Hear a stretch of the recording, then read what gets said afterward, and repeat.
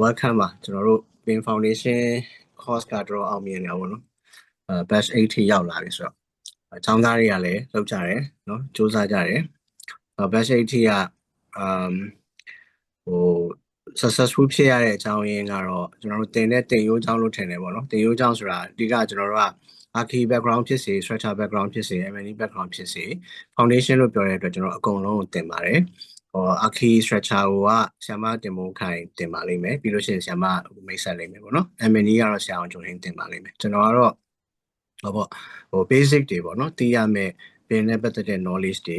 ပြီးလို့ရှိရင်နောက်ပိုင်းကျရင်ကျွန်တော်တို့ဒီ portfolio လုပ်တဲ့အပိုင်းတွေ bin for visualization နဲ့ပတ်သက်တဲ့အခြေခံ knowledge တွေပေါ့အဲ့ဒါတွေကfoundation သမားတွေအတွက်မဖြစ်မနေကြီးတော့မဟုတ်ပေမဲ့เนาะကိုယ့်အတွက်value added တစ်ခုဖြစ်အောင်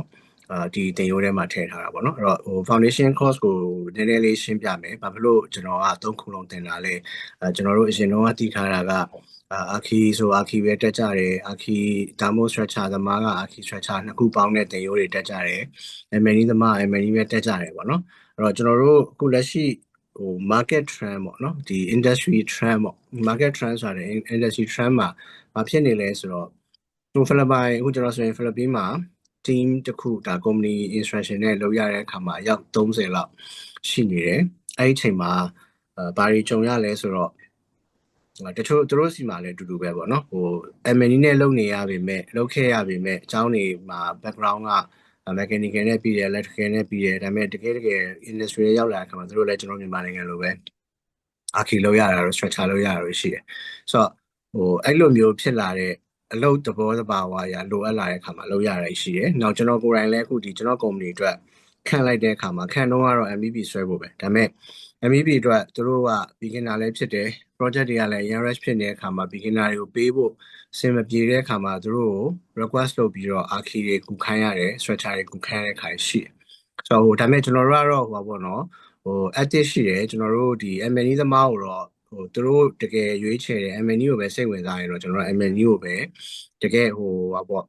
major item တွေနဲ့ပေးမယ်ပေါ့နော်ဒါကျွန်တော်လည်းရှင်းပြတာနောက်ပိုင်းမှာအဲ့လိုမဟုတ်ဘူးကိုက archi structure ကိုပဲပို့ကြိုက်လို့ archi structure ပဲဆက်လုပ်မယ်ဆိုလဲကျွန်တော်တို့ရတယ်အဲ့တော့အဲ့လိုပဲarchi structure သမားတွေကလည်း M&E ကိုလုပ်ရင်းနဲ့မှကြိုက်သွားလို့လုပ်တာတွေလည်းရှိတယ်ပေါ့နော်အဲ့တော့ဒါတကယ်ဖြစ်စဉ်တွေပါเนาะအဲ့တော့ဒါဒီနောက်ပိုင်းမှာပြောင်းလဲလာတာအထူးသဖြင့် main con ပေါ့ကျွန်တော်တို့ industry မှာmain con ရှိတယ် consultant ရှိတယ် sub con ရှိတယ်เนาะအဲ့လိုမျိုးရှိတဲ့အခါလိုက်တက်ဆိုတော့ sub con ရှိတဲ့အခါမှာများသောအားဖြင့်discipline specific ကဘယ်သူတွေပဲခန့်တာလဲဆိုတော့ consultant တွေပဲခန့်တယ်နော်ကျွန်တော်ဒါလေးနည်းနည်းရှင်းပြမယ်ဒီနေ့ပြောတဲ့အကြောင်းအရာလေးကမနီလာကျွန်တော်နည်းနည်း remind လို့ပြီးရင်ဒီနေ့ပြောတဲ့ဟာလေးကိုဘာဖြစ်ရင်လဲ video လေး cut လုပ်ပြီးတော့ကျွန်တော်ပြောတဲ့အပိုင်းလေးကို page မှာတစ်ချက်တင်ပေးပါပေါ့နော် YouTube မှာလည်းတင်ပေးပါဆိုတော့နည်းနည်းအားလုံးအတွက်အရေးကြီးလို့ပေါ့နော်ဒီ Fin Foundation course ရဲ့course ကိုကြော်ညာတာမဟုတ်ကျွန်တော်ဘာဖြစ်လို့ဒီ foundation လုပ်ဖြစ်လဲဆိုတာရယ်လက်ရှိရှိနေတဲ့ industry trend လေးကိုသိစေချင်လို့မဟုတ်လို့ရှိရင်အလုပ်တွေရှောက်ဖို့အတွက်တကယ်ဖြစ်ထိုက်တာတွေမသိလိုက်မှာဆိုလို့ပေါ့နော်ဒါကျွန်တော်တို့က traditional သွားလို့မရဘူးဒါကျွန်တော်ပုံမှန်လေးရိုးရိုးစကားပြောတာဒီသင်တန်းအတွက်တင်ရိုးအတွက် marketing ဆင်းနေရလည်းမဟုတ်ဘူးကျွန်တော်တို့လွန်ခဲ့တဲ့ကျွန်တော်ခဏပြောတဲ့စကားတစ်ခုရှိရလွန်ခဲ့တဲ့ကျွန်တော်တို့ပင်စားခဲ့တဲ့15နှစ်ဝန်းကျင်ကဆိုရင်ပင် modeling ကိုခင်ဗျားတို့က 3D လေးထောင်တက်တာနဲ့လားစာ4000လောက်အသာလေးရတယ် modeler ဆိုပြီးတော့ဖူးမှုတ်ခေါ်ကြတယ်เนาะအခုပင် modeler တယောက်ကအဲ့လောက်နေမရတော့ဆရာမတင်မိုးခိုင်မေးကြည့်เนาะသူတို့စင်ကူမှာအလုပ်လုပ်တဲ့ကာလတွေမှာဘာတွေဘယ်လိုရင်ဆိုင်ရလဲအဲ့တုန်းကဆိုရင်ပင်ဆိုတာကိုဘယ်လိုပြောမလဲသမင်းသားရေသားကိုနည်းနည်းလေးသိရဆိုရင်ပဲကွာဆရာကြီးဖြစ်နေပြီပေါ့เนาะအခုတော့အဲ့လိုမရတော့ဘူးဒီထက်ပိုသိရတယ်နောက် market trend ကထိုးချင်းခါတော့ကကျွန်တော်တို့ခေတ်တုန်းက consultant တွေကအလုပ်ခေါ်တယ်ဆိုရင်သူက beginner တိတ်ကြိုက်တယ်ဘာလို့ဆိုတော့သူတို့ကတက်လာပြီးသားလူဆိုလို့ရှိရင်သူတို့အတွက်ကနော်ဘာဖြစ်လဲဆိုတော့သူတို့တက်လာတဲ့လူတယောက်ဆိုရင်ထိန်းရအရင်ခက်တယ်ကျွန်တော်ဆိုအခုနော် senior တွေတိတ်မခေါ်ပါဆိုတော့ကိုယ်စကားမပေါက်ဘူးလေသူတို့သိတဲ့ knowledge ပဲအမှန်လုပ်ပြီးတော့ကိုလိုချင်တဲ့ပုံစံမရောက်တော့ consultant တွေကဝင်လာသမျှလူကိုမင်းသိခဲ့တာအကုန်မေးထားလိုက်တော့မင်းတို့စီကငါလိုချင်တာ software တက်ကြွမှုပဲလိုချင်တယ်ကျန်တဲ့ standard တွေ experience တွေ အကုန်ထားခဲ့မင်းတို့ AutoCAD ဆိုရင် AutoCAD ကျွမ်းကျင်မှုပဲလိုအပ်တယ် Revit ဆို Revit ကျွမ်းကျင်မှုပဲလိုအပ်တယ်ဒါငါတို့ရဲ့ company standard ဒါငါတို့ရဲ့ production ဒါငါတို့ရဲ့ legend အဲ့လိုမျိုးပေါ့နော် naming convention စသဖြင့်တွေကို train ပြီးတဲ့ကာလမှာစိတ်ရှင်လက်ရှင်တဲ့လူတစ်ယောက်ကို permanent ဖြစ်တဲ့အထိ train တယ်ဒါထိုအခါကခစ်ကောင်းစင်က consultant က project တစ်ခုရရင်ပတ်စံအရင်ရအခုကကြတော့ competitor တွေအများများလာပြီးတော့ market မှာ consultant ရဲ့ value ကကျတဲ့ထက်ကျလာပြီးတော့အကြောင်းဟိုဘင်းသမားဆိုရင်4-5ယောက်ထပ်ပိုမခန့်ချင်ဘူး manager ကို modeler လောက်ခိုင်းခြင်းတဲ့အဆင့်ကိုရောက်လာတယ်เนาะဒါအခုလက်ရှိဖြစ်နေတဲ့ trend ဆိုတော့အဲ့လိုဖြစ်လာတဲ့အခါမှာ consultant ကတော်ရုံတန်ရုံဆိုရင်မခေါ်ချင်တော့ဘူးဒါပေမဲ့ consultant ရဲ့ call လေးခေါ်ထားရှိတဲ့သဘောကဥပမာ archi firm ဆိုရင် archi background ရှိရဲ့လို့ပဲခေါ်တယ်ဒါတစ်ချိန်တစ်ခါတော့ကကျွန်တော်တို့ဟိုးရင်ကတင်ရိုးတွေမှာ archi ဆို archi ပဲတင်တယ် structure နဲ့ပေါင်းမတင်ဘူးကျွန်တော်ဆိုရင်သူများတွေတော့မှ archi structure ပေါင်းတင်တယ်ဆရာမတင်မို့ခံလို့မေးတယ်เนาะအဲ့တော့သူတို့က structure သမားက minority လို့သူတို့ကစဉ်းစားပြီးတော့ BIM တင်လို့ရှိရင် archi structure ပေါင်းပြီးတင်တယ်ခွဲမတင်ဒါပေမဲ့တကယ်လက်တွေ့မှာကပေါင်းတင်လို့မရဘူး structure ရဲ့ concept ကတက် archi ရဲ့ concept ကတက်မှန်တယ် morally 2 စီက structure မှာနည်းနည်းလေးဆိုပေမဲ့တော့အရင်များတာရှိတယ်အတွက်ကျွန်တော်ကိုတစ်ချက် remind လုပ်ပေးဆရာမကိုကျွန်တော်အခုလက်ရှိဒီ CBB အတန်းနဲ့ဟိုမှာ diploma ပင်မှာတင်နေတဲ့ဒီ ဒီ structure နဲ့ပတ်သက်တဲ့ foundation မှာဘယ်လောက်ထိခက်တယ်လဲဆိုတာကိုကျွန်တော်တင်တဲ့သင်ခန်းစာတစ်ခု share အဲ့ဒီ video ကိုဒီတန်းတွေမှာ share ပေးမယ်เนาะ additional ပေါ့ဒါကြိုပြောထားတာဆိုတော့အဲ့ဒီအရာတွေကဒါအခုနောက်ပိုင်းလိုလို့တင်လာတာအရင်တော့ဆိုအဲ့ဒါတွေကတိတ် focus ဆိုပြီးမတင်ဘူးမလိုသေးလို့ပေါ့เนาะမလိုလို့မတင်တာဒါကျွန်တော်ရဲ့ထုံးစံအတိုင်းပေါ့ဒါပြောချင်တာအဲ့လိုမျိုးတွေလောက်လာတဲ့ trend ကအခု consultant ဆိုလို့ရှိရင်အဲ့ background တွေနဲ့ခေါ်ရာကနေပြီးတော့အခုတို့က beginner ကိုမခေါ်တော့ဘူးเนาะချက်ချင်းလုပ် experience သမားကိုပဲတို့ကလိုချင်တယ်เนาะအဲ့တော့ဘာတွေသိလာရလဲဆိုတော့ခင်ဗျားတို့ BIM modeling လုပ်တဲ့ရုံနဲ့မကြရဘူးစင်ငူရဲ့ submission standard တွေသိရမယ်เนาะ SD ဆိုတာပါလဲ LTA မှာဘယ်လို submission အဲ့ဒီဟာတွေကိုသိဖို့ဆိုတာ beginner တယောက်နေလည်းမလွယ်ဘူးပြောချင်တာ foreigner အနေနဲ့ဒီမြန်မာနိုင်ငံကနေပြီးတော့ beginner တယောက်အနေနဲ့အလုပ်ရဖို့ဆိုတာ consultant မှာအခုခေတ်ကမဖြစ်နိုင်တော့အရင်ခေတ်ကအရင်ဖြစ်နိုင်တယ်ဘာလို့ဆိုတော့မွေးတာပေါ့နော်အခုကကျတော့သူတို့ကတန်းခေါ်တန်းခန့်ဘယ်လောက်ထိတောင် consultant ကဖြစ်သွားလဲဆိုရင် main con experience စင်ကုန်မှာ2နှစ်လောက်ရှိရင်တော့မှသူတို့ကမခေါ်ချင်ဘူးဘာလို့ဆိုတော့သူတို့ရဲ့ consultant experience မရှိဘူးဆိုပြီးတော့မခေါ်ဘူးအဲ့တော့ဟိုတခုတော့ change ရှိတယ်ဘာလဲဆိုတော့သူတို့ခေါ်နေတဲ့အချိန်မှာလူကအရန်လိုနေတယ်လူမရှိတဲ့အချိန်မှာမှ main con လုပ်ဖူးတဲ့လူဆိုရင်လုံးဝမလုပ်ဖူးတဲ့လူထက်တာတယ်ဆိုပြီးတော့ခေါ်တဲ့အခါမျိုးရှိတယ်ဒါ change ဒါကျွန်တော်ကိုယ်တိုင် consultant မှာအများကြီးလုပ်ခဲ့တယ် consultant ရဲ့ painful point တွေကိုလည်းကျွန်တော်မကြိုက်တော့တဲ့အခါမှာအခုနောက်ပိုင်းကျွန်တော် main con ဘက်ကိုပို့ပြီးတော့ focus လုပ်တယ်အရင်တော့လည်း main con လုပ်ဖူးတယ်ဒါပေမဲ့ကျွန်တော်ကိုယ်တိုင်က main con ရဲ့ working nature ကိုမကြိုက်ခဲ့လို့ consultant မှာနှစ်တွေအများကြီးလုပ်လာဒါပေမဲ့အခုက consultant ကခစ်ပြတ်အဲ့တော့ main con ရောက်လာပြီဆိုတော့ main con မှာဘာလုပ်တက်ဖို့လိုတယ်လဲဆိုတာသိရတော့ main con မှာခုနလို archi ဆိုရင်အခုကျွန်တော်တို့တင်နေတဲ့ဟိုအခု foundation သမားတွေကိုလည်းကျွန်တော်ဘာကြောင့် foundation ကိုအရင်တက်ခိုင်းလဲဆိုတော့ဒီနောက်ပိုင်းမှာเนาะဒီအခု architectural shop drawing production တို့ structural နဲ့ပတ်သက်တဲ့ CBB drawing တို့เนาะ MNE ဆိုလို့ရှိရင် CSD drawing ဒါတွေကကြတော့ခင်ဗျားတို့တကယ်အလုပ်ပြီးတော့เนาะဟို beginner level ကိုကျော်တော့မှအဲ့ဒါကိုတက်ရအောင် foundation တက်ပြီးသွားရင်ကျွန်တော်တို့အဲ့ short drawing တွေကဘာတွေလဲ short drawing လုပ်ဖို့အတွက်ဘယ်လောက်ပိုသိရမလဲဘာတွေတက်ရမလဲ family ဆိုရင်လည်းဘယ်လို family တွေသိရမလဲเนาะ CBB ဆိုလဲ structure သမား CBB focus လုပ်ရတယ်เนาะ MNE သမား CSD focus လုပ်ရတယ်ဆိုတော့အဲ့ကြတော့မှ line ကွဲသွားတာကျွန်တော်တို့ဟိုပါပေါ့ကျွန်တော် engineering တက်တယ်လို့ပေါ့เนาะ level ဟိုပါပေါ့ first year တော့က drawing လည်းတင်ရတယ် survey လည်းတင်ရတယ်ဟဟလားအကုန်တင်ရတယ်เนาะတဖြည်းဖြည်းနဲ့ဟိုyear တွေကုန်လာတဲ့ခါကျတော့မှဟို minor တွေเนาะ apply mechanic တို့ဘာလို့မပါတော့ဘူး English တွေသင်ချတွေတိတ်မတင်ရတော့ဘဲနဲ့ကိုယ့်ရဲ့ major focus เนาะဟို mechanical ဆို mechanical structure ဆို structure focus တလိုမျိုးသွားတယ်လို့မျိုးပင်မှာလဲကျွန်တော်ကအဲ့လိုသွားရတယ်เนาะဒါကျွန်တော်ကအခုမှလိုအဲ့လိုဒါ archi shop drawing structure CSD တို့MMP CSD တို့ဆိုတာအခုကျွန်တော်တင်တာ batch 1တင်လက်စာပဲရှိသေးတယ်ဒါခင်ဗျားတို့ကန်ရန်ကောင်းတာပေါ့နော်ကွက်တီပဲဒါပြီးသွားရင်ဒါမဟုတ်ဒါတက်နေရင်တစ်ဝက်လောက်မှာဟိုဘက်က batch 2စလို့ရှိရင်လည်းတက်ချင်တက်လို့ရပါဆိုတော့ခင်ဗျားတို့ရဲ့ career အတွက်ကဒါ main con မှာဝင်တော့မယ်ဆိုရင်နှစ်မျိုးနှစ်စားရှိတယ်တစ်မျိုးကကြတော့ beginner ဆိုရင်okay ရတယ်ငါတို့ခန့်မယ်ဒါပေမဲ့မင်းလိုအပ်လို့ရှိရင်တော့ဟိုဟာလဲကိုရမယ်ဒီဟာလဲကိုရမယ်ဆိုရင်ဒါလောက်တက်အောင်လို့ကျွန်တော်ကဒီ base foundation မှာခင်ဗျားတို့ဘာ background လာ archi or structure ရော MEP ရောတင် နောက်တစ်ဆင့်အနေနဲ့ကခုနလို short drawing တွေပေါ့နော်အတူတူပြောရရင်တော့အကုန်လုံးတော့ short drawing production တွေကိုသင်တဲ့အခါကျတော့နည်းနည်းလေး advance ဖြစ်သွားတော့ archi ဆိုလဲ archi focus ကောင်းကောင်းတည်သွားတယ် structure ဆိုလဲ structure focus ကောင်းကောင်းတည်သွားတယ်ဒါပေမဲ့အဲ့လိုတည်တာတော့မှ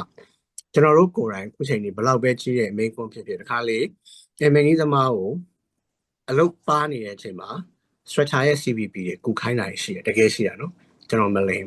အဲ့တော့အဲ့လိုမျိုးတွေဖြစ်လာတဲ့အချိန်မှာကိုကဒါတွေလုတ်တက်ထားတယ်ဆိုတာမျိုးကိုဒါပေမဲ့ interview မှာတော့တေချာပြောဖို့လိုတာပေါ့နော်ငါတော့ဒါကိုပဲပိုစိတ်ဝင်စားတယ်ဒါကိုတော့ကျွမ်းကျင်တယ်ကျန်တဲ့ဟာတွေကငါမှာ basic knowledge ရှိတယ်ဒီလောက်ဆိုရင်ရောခင်ဗျားတို့အတွက်အမှတ်တော်တော်ရနေပြီဒါဒီ key point အတွက်ကျွန်တော်တို့ကဒီ foundation မှာ၃မျိုးလုံးတင်တယ်အဲ foundation ပြီးသွားလို့နောက်ထပ် advance ကိုတက်တော့မယ်ဆိုရင်တော့ခုနလိုကိုယ့်ရဲ့ discipline focus ကိုပဲတက်ပါเนาะကျန်တာကတော့ကိုအချိန်လဲရတယ်ငွေကြေးလဲဆင်ပြေတယ်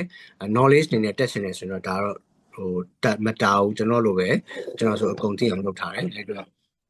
အလုံးမှာ discussion တွေလုပ်ရင်ကိုယ်ကိုလိမ်လို့မရဘူးဒါတော့နောက်တစ်ဆင့်မှသွားလောလောဆယ်က foundation မှာအကုန်သိအောင်လုပ်ပြီးရင်အကြောင်းကိုအခြေခံအကုန်နားလည်ပြီဆိုရင်ပြီးရင်ဒုတိယတစ်ဆင့်အနေနဲ့ family ပဲတက် family creation ပဲတက်ခုနလိုဒီ short drawing production တွေပဲတက်ဒါလုပ်လို့ရတယ်เนาะဒါပြောပြအဲ့တော့အခု market မှာအလုပ်ရအလွယ်ဆုံးအလုပ်ရနိုင်တဲ့အလွယ်ဆုံးက subcon နဲ့ main con เนาะsubcon ဆိုလို့ရှိရင်အများသောအားဖြင့်က archi structure သမားတွေအတွက် subcon ကနေရာတိတ်မရှိပါဘူး subcon တွေအများစုကmostly က M&E သမားတွေပဲ subcon ရှိတယ် archi structure subcon ကဘယ်လိုလူတွေပဲရှိလဲဆိုမှ door လို့เนาะ door specialist တွေတော့တခါကြီးပဲလုပ်ရတယ်ဒါဆိုရင် BIM ကအရင်မလို့ AutoCAD ဆိုရတယ်เนาะ IT ပေါ့သူတို့ fitment လို့လည်းသုံးတယ်เนาะအဲ့တော့ဒီinterior decoration furniture ပေါ့เนาะ fitment တို့ furniture တို့လုပ်ရတဲ့ company တွေဆိုရင်လည်း AutoCAD သုံးတာများတယ်เนาะ facade เนาะဒီလိုဟာမျိုးတွေကတော့ subcon ထဲမှာပါတယ်เนาะ precast ဆိုရင် Tekla နည်းနည်းသိဖို့လိုလာတယ်ကျွန်တော်တို့ Tekla ကိုတိတ်မတင်ဘူးပေါ့ဘာလို့ height demand မဖြစ်လို့ဒါ precast စီတီးတန့်ရောက်သွားမှ Tekla precast လောက်ရတာမျိုးเนาะ steel လောက်ရတာမျိုးဒါတွေကကျတော့တီးတန့် specialist တွေဖြစ်သွားတယ်အဲ့လိုမျိုးတွေအထိလိုက်တက်ရရင်ပြီးမှမဟုတ်တော့တချို့ဆို infra တွေလောက်ရတယ်เนาะဒါတွေကသူ့ရဲ့သွားရိုးသွားစဉ်လေးတွေကိုပြောပြတယ်ဆိုတော့အဲ့ဒါတွေအကုန်လုံးကိုကျွန်တော်တို့ကဒီ B foundation မှာတော့ကျွန်တော်ဒါတွေအကုန်လုံးကတော့cover ဖြစ်အောင်တီးရမယ့်ဟာတွေလောက်ပဲပါတယ် Revit ကို basic ယူတာပဲသင်ရတာပေါ့နော်ဒီခုနလို subcon focus တွေတော့မသွားဘူး subcon ကတော့ဘာလာတောင်းတယ်ခင်ဗျားတို့ဘာမှသိမတက်လဲသူတို့ကရတယ်ကိစ္စမရှိဘူးလူလိုနေခေါ်ခန့်လိုက်တယ်အဲ့တော့ပြောချင်တာအခုဒီ BIM foundation မှာတင်လိုက်တာတွေအကုန်လုံးတက်သွားပြီဆိုရင်အခြေခံတက်သွားပြီဆိုရင်ခင်ဗျားတို့ subcon မှာ Revit ဒီဟာလေးပြပြီးတော့အလုပ်ရဖို့ဆိုတော့သူတို့အလုပ်ရှိတယ်ခေါ်တယ်ကိုယ်နဲ့လည်းတင်းလျော်တယ်သူတို့ပေးနိုင်တဲ့လာစားနဲ့ကိုက်ညီရဆိုရင်ရတယ်ဒါပေမဲ့ subcon ကတော့နည်းနည်း stress ပိုများတာပေါ့အလုပ်လည်းပိုလုပ်ရတယ်ဒါတော့ပဲအဲ့တော့ main con မှာလည်းမျိုးမျိုးရှိတယ် main con မှာ A2 တို့ A1 တို့ B1 တို့အဲ့လိုမျိုးရှိတယ်ဒါတွေကသူ့ရဲ့ main con level လိုက်တချို့ company ကလည်းလူနည်းနည်းလေးနဲ့များလုပ်ရတယ်company ကြီးရဲ့ခါတွေကြတော့လူများနဲ့လုပ်ရတယ်အဲ့ခါကျတော့ focus ကတစ်ခုရဲသွားတယ်ဆိုတော့အဲ့ဒီရည်ရွယ်ချက်နဲ့လည်းကျွန်တော်တို့ဒီ BIM foundation မှာ discipline အကုန်လုံးကိုတင်တာเนาะအရင်တော့ကဆိုရင်ကျွန်တော်တို့big company ကိုပဲ focus လုပ်ပြီးတင်တာဟုတ်เนาะအခုကျတော့ကျွန်တော်တို့အရင်တော့တင်တယ်ဆိုရင်ကျွန်တော် course တွေပြန်ကြည့်မယ်ဆိုရင် consultant base တွေတင်တာများတယ်နော် consultant base တွေဆိုတာmodeling လုပ်ရတဲ့အခါမှာ documentation တော့ကျွန်တော်တိတ်အများကြီး focus မတင်ဘူးခုနောက်ပိုင်းဆိုရင်ကျွန်တော်ပို့ပြီးတင်လာတာပေါ့နော်ဒါဆိုအရင်တော့ကျတော့model လုပ်တဲ့ရင်ကို consultant မှာတော်တော်အဆင်ပြေနေပြီအခုက consultant တွေမှာအလုပ်ရဖို့ဆိုတော့ခင်ဗျားတို့ရဲ့ chance က 10% တော့တိတ်မပြည့်ချင်ဘူးเนาะဒါပြောပုံဝင်လင်းပြောပြတော့ main con နဲ့ sub con မှာရဖို့ဆိုရင် main con company အသေးဆုံးကနေအကြီးဆုံးထိကြည့်လို့ရတယ်เนาะအသေးဆုံးဆိုလို့ရှိရင်တချို့ဆိုလို့ရှိရင်ဒါကျွန်တော်ပင်ကိုခဏမေးထောင်เนาะ archi coordinator လို့ archi coordinator ဆိုတာ archi တစ်ခုတည်းပဲလုပ်ရတာเนาะဒါပေမဲ့ main con ဒီ company တိလေးတွေကြတော့ archi coordinator ဆိုတဲ့စကားလုံးကိုမသုံးမဲနဲ့ project coordinator ဆိုတဲ့ခေါင်းစဉ်ကတော့ကြီးလိုက်အကြီးပဲဒါပေမဲ့ project coordinator လို့တက်လိုက်ခြင်းကခင်ဗျားတို့တယောက်တည်းနဲ့ archi လည်းလုပ်ရမယ် structure လည်းလုပ်ရမယ် M&E လည်းလုပ်ရမယ်ဆိုပြီးတော့လာတယောက်စာပေးပြီးတော့3ယောက်စာခိုင်းတာတိတ်တော့ကြည့်လိုက်ရင်တော့စင်ကထင်ကြီးစရာကြီးလောက်တာရှိတယ်ပြောပြရနော်ဆိုတော့ဒါတွေကနောက်ပိုင်းလဲကျွန်တော်public မှာ share မှာပါဆိုတော့ဒီလို nature တွေတင်ခင်ဗျားတို့ဘယ်လိုဝင်ရမလဲအခုတော်တော်များများတင်နေတက်ပြီးဆရာကျွန်တော်တို့ကရှိသမျှ beam ကိုဒါခင်ဗျားတို့ရင်းနှီးနေတဲ့ tension 1 2 3 4ကုန်နေပြီဆိုပြီးတော့10တောင်ကုန်နေပြီဆိုပြီးတော့လုံးလည်းမရပါလားအဲ့လိုတွေဖြစ်နေတာပေါ့နော်အဲ့ဒါကြောင့်ကျွန်တော်ဒီမှာခုနလိုဒီလို tips တွေအဓိကရှင်းပြတယ်။ဘာကြောင့်ဒီတင်ရိုးတွေကိုတင်လဲ။အရင်တော့က pin foundation ကိုကျွန်တော်တိတ်ပြီးတော့ focus လုပ်ပြီးမထားဘူး။ individual တင်တယ်။ဘာလို့ဒီအခုကျတော့မှ foundation ကိုထားလောက်တာလဲဆိုတော့ဒီလိုမျိုးတွေ industry trend ကနော် need တွေကပြောင်းလဲလာတယ်ကျွန်တော်တို့ကိုယ်တိုင်သိတယ်အခုဆိုလို့ရှိရင်နော်ကျွန်တော်နောက်ပိုင်းဒီနေ့ထဲမှာတော့ကျွန်တော်လက်ရှိတင်နေတဲ့တင်ရိုးတွေကိုကျွန်တော်အတက်နိုင်ဆုံး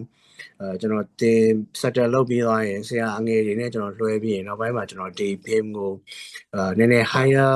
level အတွက်တင်တန်းလေးတွေတင်ဖို့တော့ကျွန်တော်ပြင်နေတယ်ဘာဖြစ်လို့လဲဆိုတော့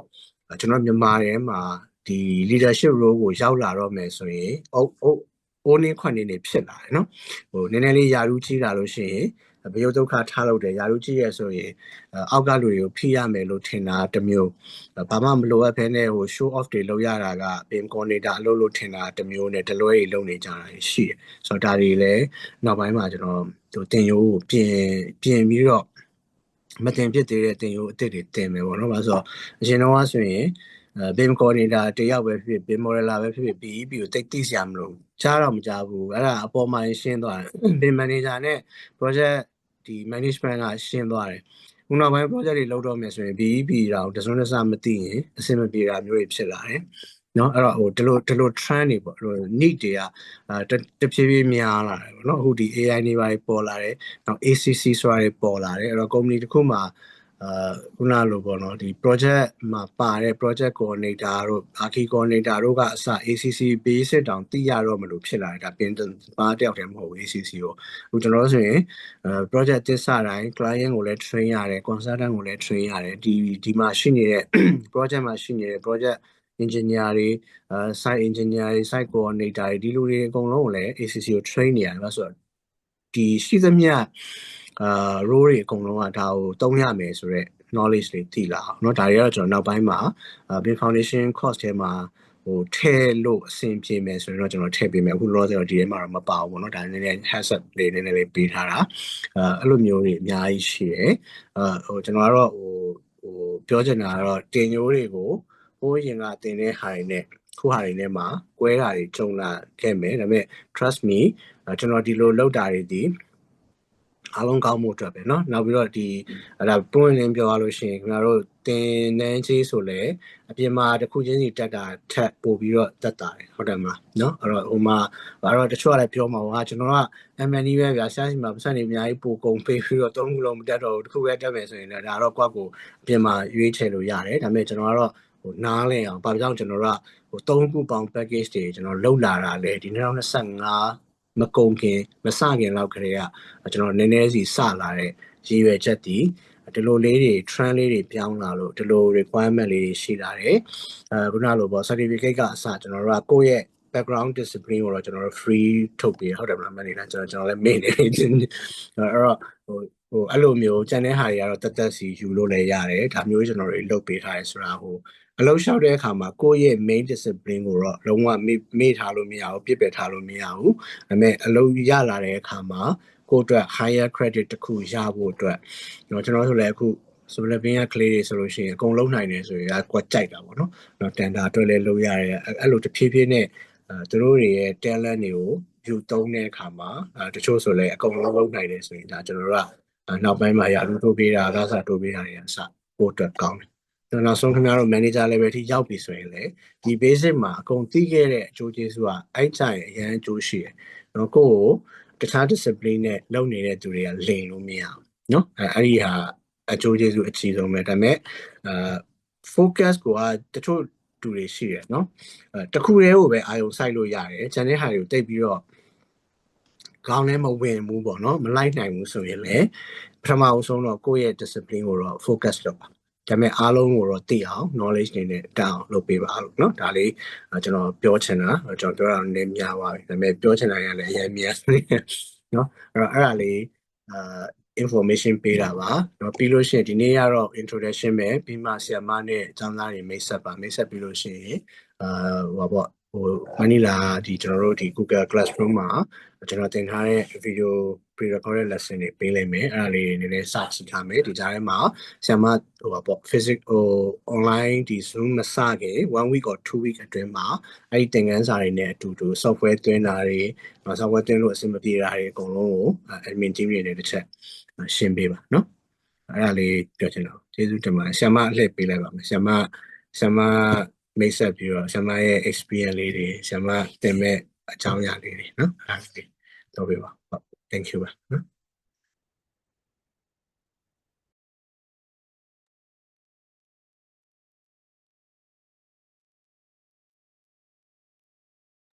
ကြာဆရာမ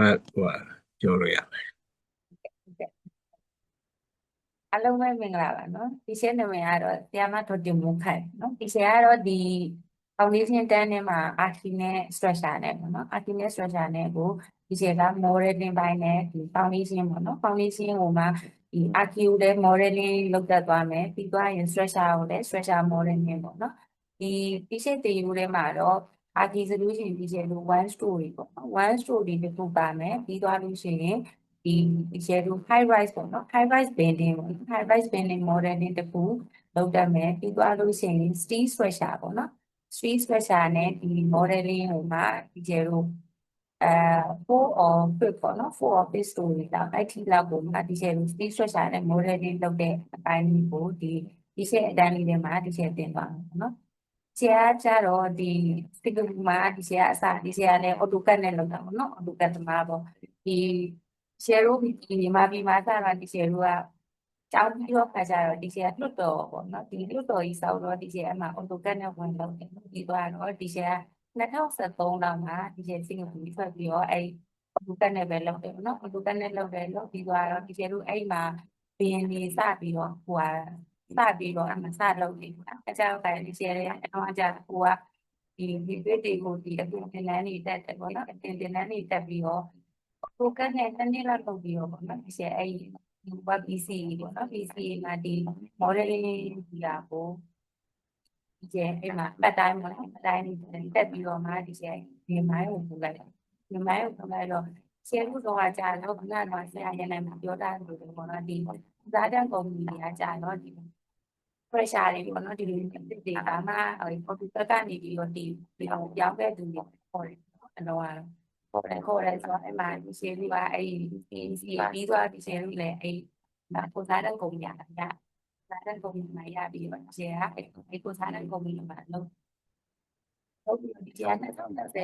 တော့ဒီကျန်ဒီမှာပြန်လာပြီးတော့ပြီးပြန်လာတော့တော့အယုံကကြာတော့ပြန်ကောင်းတော့ပြန်ဒီကျန်ပေါ့ from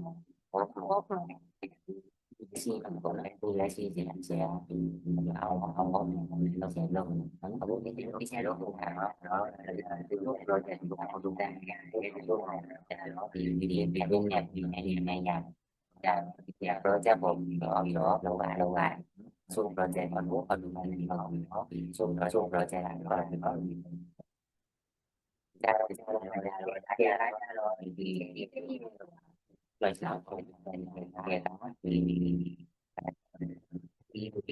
အဲ့ဒီတဲ့ဒီကဆရာမေးတော့မေးတော့ဘာလို့ဒီအောင်မေးတော့ဒီဘန်တော့အမေစမေးတယ်ဆက်နော်ဒါဒီဆရာလိုက်စီတော့ဒီဆိုတော့ဒီဖြစ်နေရှင်အတန်းလုံးနေတယ်တေချာမကြောက်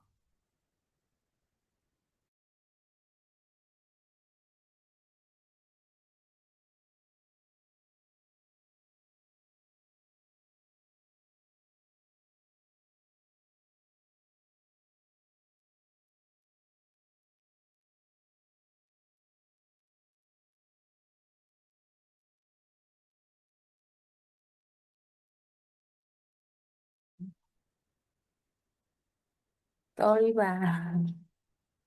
အဲကြတော့ဒီချက်အခုလက်ရှိပေါ့နော် work from home နဲ့ပဲအိမ်ကနေပဲအလုပ်လုပ်တယ်ပေါ့နော်အိမ်ကနေပဲဒီစင်ကာပူကအလုပ်ကိုပဲဒီဆရာလုပ်တယ်ပေါ့နော်အခုကပြီးတော့ခါကြတော့ဒီဆရာရနိုင်ဘူရူနဲ့တွဲပြီးတော့ဒီ online ဒီ foundation တန်းလေးမှာပေါ့နော်ဒီဆရာကြတော့ archi နဲ့ structure နဲ့ကိုသင်ပေးမယ်ပေါ့နော်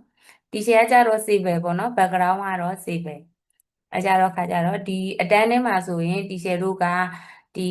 modeling ဘိုင်းပေါ့နော်ဒီ foundation term ဆိုတဲ့အတိုင်း modeling ဘိုင်းတွေကိုအဓိကထားပြီးတော့သင်ပေးသွားမယ်ပေါ့နော်အာခီဆိုလဲ modeling ဘိုင်းကိုမှဒီရှယ်တို့ဒီ one story တစ်ခုရှိမယ် high rise building ပေါ့နော် high rise building တစ်ခုကိုလောက်တအောင်သင်မယ်ပြီးသွားလို့ရှိရင်ဒီ landscaping လေးတွေပေါ့နော် landscaping လေးတွေကိုသင်မယ်ပေါ့နော်တခုရှိတာကြတော့ဒီအာခီမှာကြတော့တကယ်ဒီရှယ်တို့ဘင်ပိုင်းမှာကြလို့ရှိရင် Enscape software ကိုသုံးပြီးတော့ render တို့ဘာတို့လောက်တာများပြီပေါ့နော်ဒီ foundation တန်းထဲမှာကြတော့ဒီ Enscape software တော့မပါဘူးပေါ့နော်ဒီရှယ်က Revit နဲ့ကိုပဲဒီ render လောက်တာလေးကိုပဲဒီရှယ်အတန်းလေးထဲမှာထည့်ပေးသွားမယ်ပေါ့နော်ပြီးသွားရင် structure ကြလို့ရှိရင်လည်းဒီ modeling ဘိုင်းကိုဒီ structure modeling နဲ့ဒီရတဲ့အထိပေါ့နော်အဲ့ဒါတခုလုပ်ပေးသွားမယ်ပြီးသွားရင်ဒီရှယ်တို့ schedule ထုတ်တာတွေ print out ထုတ်တာတွေပေါ့နော်အကုန်လုံးကိုဒီ Archian structure ထဲမှာဒီ title block ဘယ်လိုထည့်ရတယ်ပေါ့နော် Revit မှာ title block ဘယ်လိုထည့်ရတယ် print ဘယ်လိုထုတ်ရတယ်ပြီးရင် door schedule window schedule တွေပေါ့နော်အဲ့ဒါလေးတွေကိုဘယ်လိုထုတ်ရတယ်ပြီးသွားလို့ရှိရင်ဒီရှယ်တို့ schedule တွေကိုဘယ်လိုထည့်ရတယ်ပေါ့နော်အဲ့ဒီဟာတွေကိုဒီရှယ်တို့သင်ပေးသွားမယ်ပေါ့နော်ဒီ modeling ပိုင်းထဲမှာအဲ့ကြတော့ဒီရှယ်ကတော့ background ကတော့ civil background ဖြစ်တယ်ပေါ့နော်အဲ့ကြတော့ဒီရှယ်ကတယောက်ချင်းစီမိတ်ဆက်ရ